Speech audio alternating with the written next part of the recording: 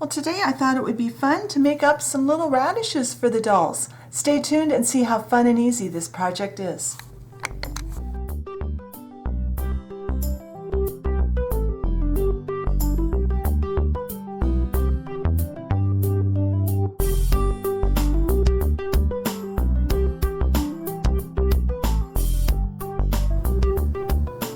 All right, in my opinion anyway, the best place to start making any polymer clay food for your dolls is to have a good reference, whether it's a photo online or the real thing like my radish. The advantage of having the real thing in front of you is you can turn it around and look at it from all angles. So I got radishes the other day because I was in the mood to make some in polymer clay. So I treated them just like I always do when I get them home. I cut off the leaves so that they wouldn't go bad and put them in the fridge. So let's look at what we've got. We have a roundish ball that has a very translucent reddish color to it. We have a greenish stem end and we have a white root end. So we're going to start making our doll size ones by creating some roots and some stems. To make the root end, I have some white embroidery floss. And embroidery floss, if you're not someone that does embroidery, it comes in with six strands. I'm going to divide each of these little pieces into 2 groups of 3 because I find that's a good size for the doll size ones. And I like having some that are bent. That gives it a little more character. I'm going to make 4 radishes for you. I'll probably not do all 4 on camera, but I'll do 4 total. I'm trying to make sure I have 3 pieces of strand in each one of these. And then I've got my parchment paper that I'm going to bake on today. So I'm going to move these over here, and I've got some TLS, translucent liquid sculpting. Drop some on each one of these.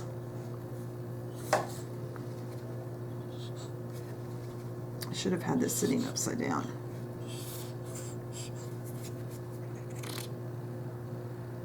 Drop out on each one so that I can use it on there.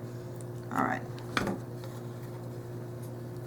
Now, I'm going to use my fingers, and yeah, this is going to get messy. You're just going to coat that embroidery floss with the TLS and lay it on the parchment paper. You can do that with all 4 of them, or however many radishes you want to make. And I didn't measure these. I'm betting they're probably 2-ish inches long. We're going to trim those when we get the radishes completely done. So we need plenty so that when we are putting them into the radish and coloring the radish, we have something to hold on to. All right. There we go. So those are ready to go. Now, I have 2 colors of clay. I have some of what I consider a base color of clay in my clay collection, and that is it's equal parts white and translucent clay. The brands don't make any difference in this. And this is the clay we're going to use mostly today. For the stems, though, we are going to take this little piece of clay, and I see I have red chalk on my fingers. That's just lovely. And any green color clay, and just a little tiny bit. You can see how much I've got here. Not much at all. And I'm going to work these together. My green is a little bit on the crumbly side. That's all right. It doesn't matter. And this doesn't have to be worked completely evenly colored. It's all right if they're a little bit mottled. That's fine. It'll actually work really well that way. Now, I'm going to divide this into a couple of pieces, and I'm going to make a snake.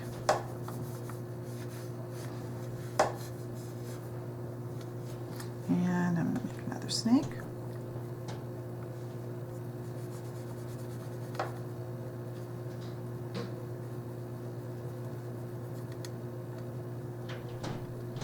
Again, I'm not really measuring anything here. I'm just making the snakes. They're less than a 1/16 of an inch in diameter. I can pretty much tell that because I have a toothpick here which is a 1/16 of an inch, and they're thinner than it. Now, I have some green chalk. And I'm just going to rub my finger on the green chalk. And I'm going to roll these just a little bit with the green. What this will do, because we're going to put these together and bake them, and then we're going to cut our stems, this will make our stems have a little more oomph. They'll show up a little bit better. Now my fingers are green. And they're going to get even greener here in a second because I'm going to get out just another little drop.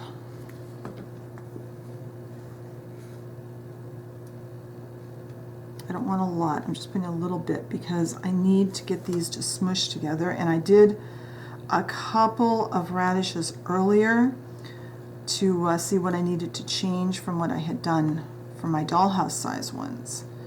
And they didn't want to stay together this morning. There. Now, some have 2, some have 3, there's probably some 1. They're twisted, it doesn't matter. I'm going to put those on the same tray. I am going to stick this in at 250, 275, depending on your oven. I've been going at 250 because my oven tends to get hotter than it's set at, so I don't want it to go over 275. So I'm going to bake these for 10 minutes, and when they're baked and cooled, I'll come back and work with these. But in the meantime, let me clean my tray, and then we are going to prep our radishes.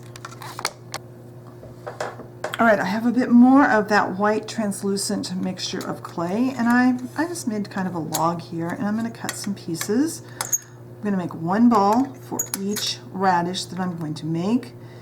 And I'm not making them all the same size because radishes in a bunch of radishes won't be all the same size. My aim is to have them between 3/8 of an inch and a 1/2 inch. So we'll check that here in just a minute because that would be pretty consistent with scale for a bunch for radishes that you would get, that I see in the grocery store. So let's see where we're at here.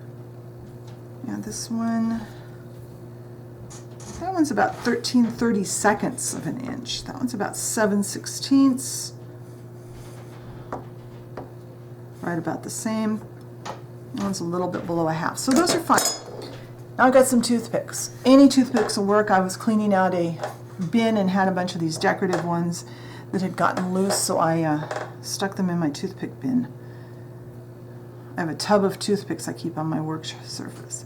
So I'm going to put a toothpick into each of these,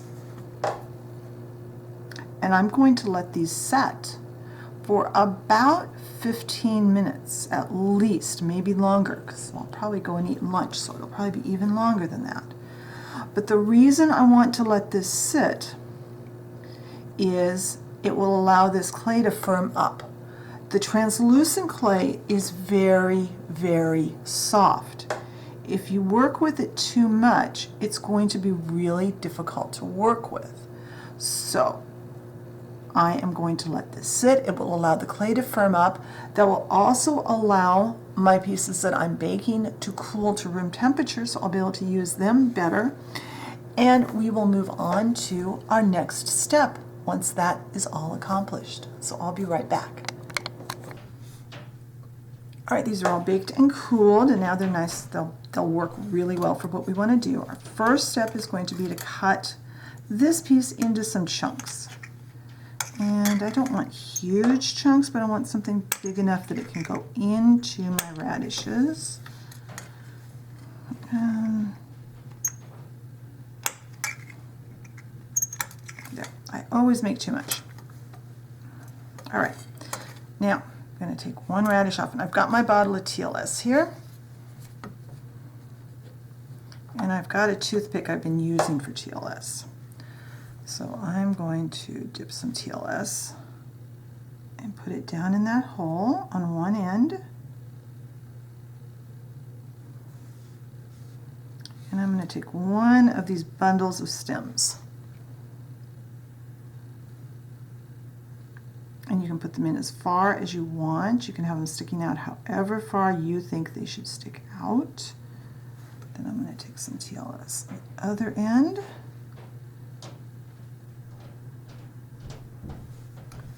Take one of these roots. I love that this one turns so much. That in that hole with the TLS in there. And bring the clay down so it kind of blends in with our root. All right, let's do that again. And I'll just do one more on camera, and then I'll turn the camera off and do the other two off camera. Then we'll come back and color these. You don't need to watch me do this 4 times.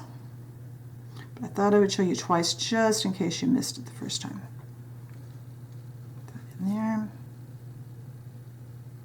Stick that in. And I'm going quite a ways in with the stems because I want them to anchor really well. And you could leave these 2 things off if you want, but I think they really add.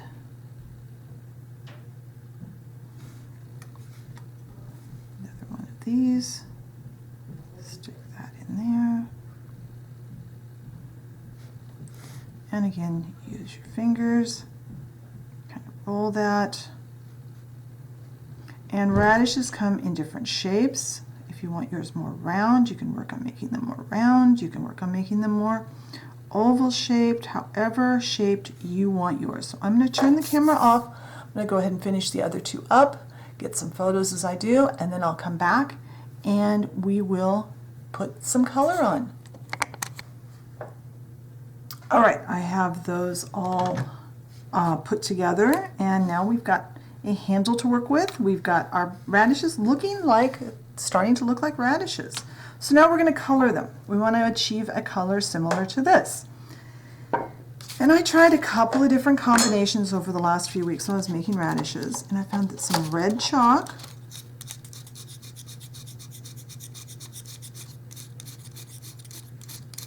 remember, don't use your clay knife, use a craft knife to scrape the chalk. I don't want to get that on my clay knife and then get it in clay later. And then this is just a really bright, almost fuchsia pink. So we're going to use those 2 colors. I'm going to combine them with my brush. Pick this up by this root. And you want this to come up to the stem. Now it's okay if you miss a few small spots because sometimes radishes aren't evenly colored. Sometimes you can even see some of that white interior through that red color. And then come down a little ways on the stem, on the root.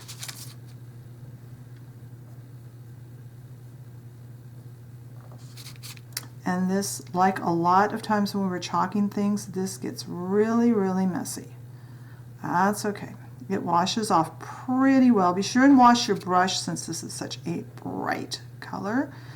And if you're not familiar, these are artist chalks, and the brush I use is just a cheap eyeshadow brush. I find I have much better luck, much better control applying the chalk dust with a eyeshadow brush than I do a paintbrush. I know a lot of clay artists use a paintbrush, but I was having trouble getting it to do exactly what I wanted it to, and then I had one of those moments when it was, but I'm putting on powder, and when I put on eyeshadow powder, I have better control with the correct brush.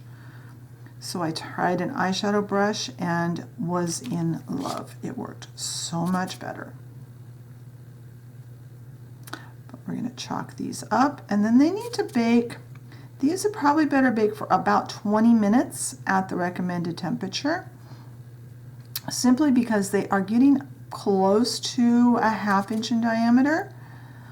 We do want to cure, especially we want to cure that TLS that's holding everything together in the very center of our project. So I'm going to go bake these at, I bake at 250 in my oven. You can bake 250, 275 depending on your oven. Just watch it with an oven thermometer to make sure you're not overheating your clay. It can go for as long as you need it to. You just don't want to go any hotter than recommended. So I'm going to bake these. I'm going to cool them to room temperature, and then we'll come back and see how they look. All right, these are baked and cooled, and now it's simply a matter of trimming these roots down just a little bit. They don't need to be quite that long. I do try to trim the end at kind of an angle, but that's probably not necessary. But I love how these turned out. I hope you enjoyed today's project. Be sure and check the blog post for some photos. I think I can get closer with the camera than I can with the video camera. If you like the video, be sure and hit the like button. Leave me a comment. What things would you like to see me do a tutorial on? If you haven't subscribed and you enjoy my content, hit that subscription button and the notification bell so you know when I put up a new video. And thank you for watching, and I will talk to you next time. Bye.